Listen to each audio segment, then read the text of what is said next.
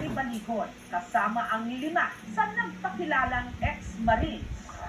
Sina Bernard Tube, Rosebert Waupan, Johnny Butuan, Walter Manalansan at Benny Bunontate. Paano kayo napasok kay Congressman Zaldico? Nag-start po ako ng work kay Kong Saldi. Hindi pa siya congressman. Then kausap siya ni Kong Romualdez na maging APRO 2022. 2022, nag-start na po yung security. Then nagde-deliver na rin po kami ng mga basura na sinasabi nila sa mali-malitang pera. Isa sa mabigat na pahayag ni Bernard sa kanilang affidavit nang isama raw siya ni Ko na mag-deliver ng mali-malitang pera kay Pangulong Bongbong Marcos Jr. Magkano yung pinala niyo? 3 maleta, ma'am. Na magkano ang laman? Hindi ko ma-specific yung kung magkano kasi medyo mabigat yung isang maleta, large po yun. Sa kanilang affidavit, hindi raw pare-pareho ang mga i-deliver nilang pera. May large na maleta na naglalaman ng 50 to 70 million pesos, medium para sa 30 to 40 million at small para sa 15 to 25 million. Meron din daw paper bags na 5 to 10 million ang laman at expandable envelopes na 2 million pesos ang laman. Nung unang beses na pinag-deliver kayo ng pera o ng basura, sabi mo, ano pumasok sa isip mo? Sa amin ng trabaho lang po yung pumasok sa isip namin kasi wala naman kaming intention na masama. Para po lang po sa pamilya namin. Hindi ka na gulat na, Diyos ko, grabe, mali-malitang pera. Hindi naman po kami nagulat mo. Si Kong Saldi po is contractor po, ma'am. Pero pagkakalam namin parang nagpopondo po siya ng mga project. At first, ma'am, wala kaming idea talaga. Ako, ma'am, ang iniisip ko, mayaman si boss eh. Marami siyang pera, marami siyang business po. So, lumabas po yung flood control issue na doon po namin napagtanto talaga yung mga perang pulto-pulto po na dumarating at lumalak. Galing po pala sa masama. Nang tanungin ko uli si Bernard tungkol sa mga maleta kay Presidente, magkano dineliver niya, sabi mo? Hindi ko specific yung kung magkano ba sa 5 maleta po. To support yung sinabi ni Sargento ko yung pagdadala nila sa Hiligapas. Sabi kasi ma'am yung nagdala ng papunta sa Delta Beach, naladala namin yung 5 maleta. Sinakay namin sa Lexus na bulletproof. Yung dinala nila sa Hiligapas. Yung nagdala ka sa bahay ni Pangulong Marcos, bahay nga ba niya, pinagdala niya? Sa tabi po siya ng lake. Hindi ito yung Malacanang of the North, sa may Paway Lake. Yes po. Pero ang kanilang mga paratang at pahayag, inalmahan ng Malacanang. Lousy script. Hindi pang award winning. Alam mo na may kasinungalingan. Bakit po sila nagre-react ng matindi? We are not following any script. We are not after any award. Nag-deliver din daw sila ng pera kay dating House Speaker Martin Romualdez mula 2022 hanggang 2025. Kung unang operation na nasamahan ko, ma'am, yung nag-deliver kami ng halos 50 na maleta kay dating speaker po. Saan kayo nag-deliver kay Speaker? Yung sa time ko po, sa 40, Tapos, saan pa? 41 na yun. 14 nga. Okay, kasi. 14. Bahay niya rin. 14. 14. Sinubukan namin kunin ang panig ni dating Speaker Romualdez pero wala silang tugon habang ginagawa ang ulat na ito. At ganyan mo sila mag-deliver. May mga isinumiti rin silang ebidensya, mga litrato ng kanilang mga isinagawang di umano deliveries. Kung minsan pa di umano, gamit ang helicopter at eroplano. Ito pong eroplano. Ano po itong eroplano? Sino may kuha nito sa inyo? May kunin lang ito sa So gumagamit kayo ng mga eroplano para mag-deliver ng basura Yes, o ng pera. Hindi na lang van. Ha? Yes po. Kaninong eroplano to? Kay boss siya. Eroplano. Nakipag-ugnayan kami sa CAAP o sa Civil Aviation Authority of the Philippines tungkol sa mga helicopter at eroplano na di umano ginamit sa pag-deliver ng mga pera. I-verify raw nila ito pero wala pang update mula sa kanila habang ginagawa ang report na ito.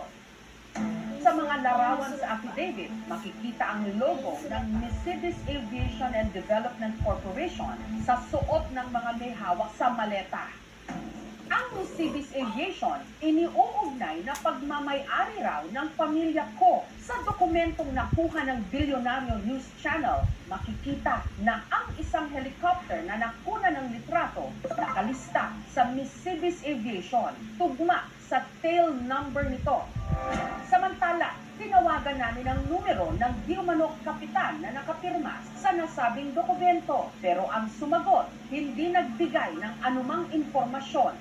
Sa 11 registered air assets ni Congressman Zaldico, which I will show you today. The Cibis Aviation, ito po ang example ng mga helicopter at air assets. Minsan na rin sinabi ni ngayon DPWH Secretary Vince Dizon na merong mga eroplano at helicopter si Zaldico, pero ang abogado ni Ko, pinabulaanan na nagmamay-ari si Ko ng kahit anong aircraft. Ito ang picture, ano ito? Dinedepict po yan na ang unang proseso nila yan sa opisina ay bago isilid yan sa maleta, binibilang nila Paul Estrada. Kuha nyo ito. Yes, sir. Kuha. Yes. Sino kumuha nito? Isa sa amin. Okay, ito. Yung may mga babae na nagbibilang, Yes, sir. kuha rin nyo ito. Yes, ma'am. So, okay lang kumuha? Hindi kayo pinagbawalan na kumuha? Kailangan po ng proof, ma'am. Minsan isi-send po kay boss. Tinanong ko si Rosebert Waupan kung paano nila nasiguro na ang kanilang mga ineskortan na foreigners dito sa Pilipinas, mga tiga-ICC, paano nyo nalaman na sila pala yun?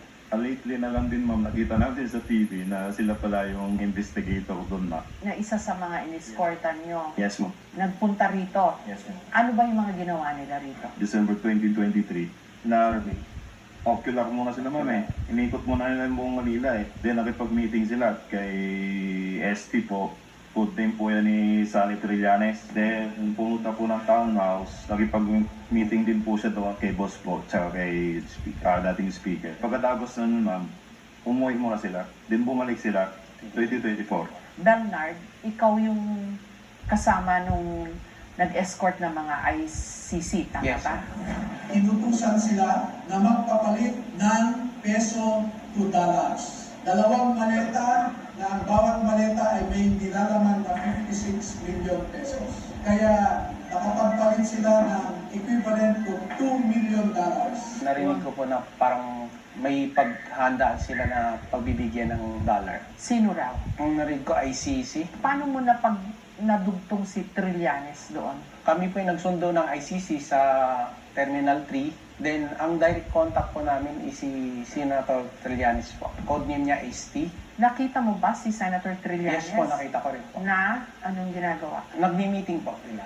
Ka-meeting yung... ICC. Ngayon, paano mo na napagtanto na yung pera na pinalit nyo from pesos to dollars napunta sa ICC? Ayun po yung pagkakarinig ko sa executive ni boss, si Paul. Dumaan ba yun kay ST?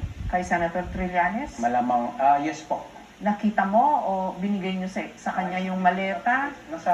Dapat naman po, executive naman po yung nakakalam po niyan, ma'am. Correction lang doon sa kwan ma'am. Foreigners po yung una namin narinig. Kalaunan naman namin. ICC investigate.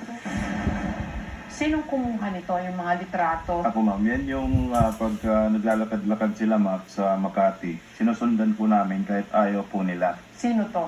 Yung mga investigator po yan. Nang? ICC members po. Kalaunan ma'am, na kuha na lang namin ma'am na parang siguro ICC to kasi yung mga iniimbestiga din nila ma'am na mga witness ma'am. AGK Sa AGK po.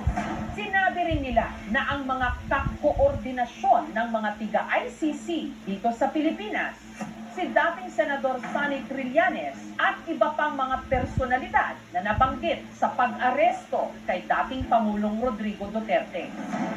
Kinuha ko rin ang panig ni dating Senador Trillanes. Senator Trillanes, isa daw ho kayo dun sa mga na-deliveran nila nung maleta na may mga lamang pera.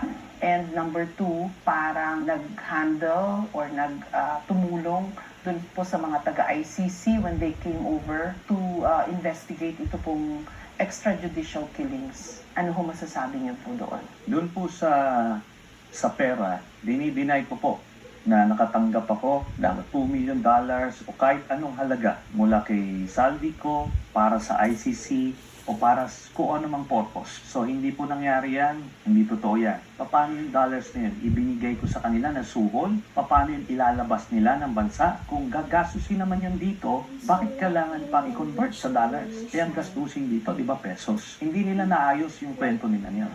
Pero kung titignan mo yung pagbabantay nila doon sa ICC per se, wala akong illegal doon. Assuming sila nga yung nagbantay. Pero ang mali na ginawa nila, nung sila ay naging security, dapat pinapangalagaan nila, binabantayan nila yung buhay nung kanilang binabantayan. Pero ang ginawa nila, in-expose nila yung identity, pinictura nila, pati yung testigo. Anong purpose nun?